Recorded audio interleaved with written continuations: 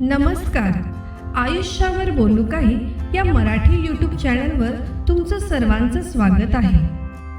आजचा आपला विषय आहे न सांगता येणारा बाप. असे म्हणतात, आई घराचं मांगल्य असते तर बापही घराचं अस्तित्व असतो.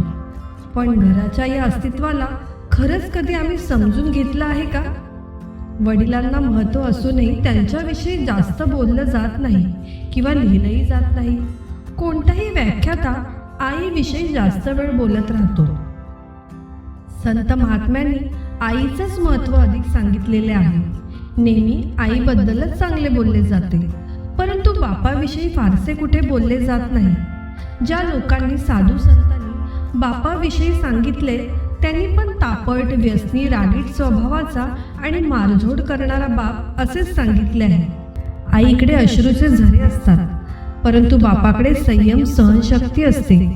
आई रडून मोकळी होते, पण सांत्वन वडिलांनाच करावं लागतं आणि रडणाऱ्यापेक्षा सांत्वन करणाऱ्यावरच जास्त ताण पडतो. कारण ज्योतीपेक्षा समईच जास्त तापते ना. पण श्रेय नेहमी ज्योतीलाच मिळत असतं. रोजच्या जेवणाची पण सोय करणारी आई आमच्या लक्षात राहते. शिदोरीची सोय करणारा बाप आम्ही सहज विसरून जातो. मोठा फटका बसला किंवा ठेच लागली की आई ग हा शब्द बाहेर पडतो. पण हायवेला रस्ता क्रॉस करताना एखादा ट्रक जवळ येऊन ब्रेक अचानक लावतो तेव्हा बापरे शब्दच बाहेर पडतो. कारण छोट्या संकटाची आई चालते, पण मोठी मोठी वादळ पेलताना बापच आठवतो ना.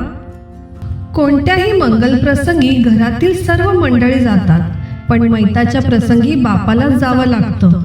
कोणताही बाप श्रीमंत मुलीच्या घरी जास्त नसतो, पण गरीब लेकीच्या घरी तो उभ्या उभ्या का होईना चक्कर मारतो.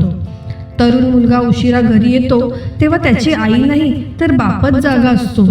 मुलाच्या नोकरीसाठी साहेबापुढे लाचार होणारा बापच असतो.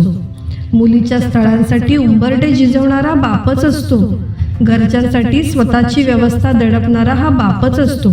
खरंच किती ग्रेट असतो ना. वडिलांचं महत्त्व कोणाला कळलं?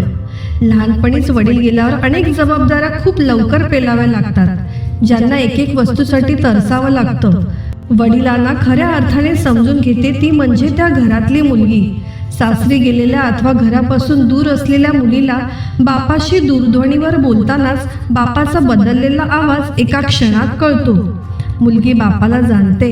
इतरांनी सुद्धा असंच आपल्याला जाणावं हीच बापाची किमान अपेक्षा असते. अशाच प्रकारच्या सुंदर सुंदर कविता, लेखन यांचं सादरीकरण ऐकण्यासाठी आजच आयुष्यावर बोलू काही या चॅनलला लाईक, शेअर आणि सबस्क्राईब करा. धन्यवाद.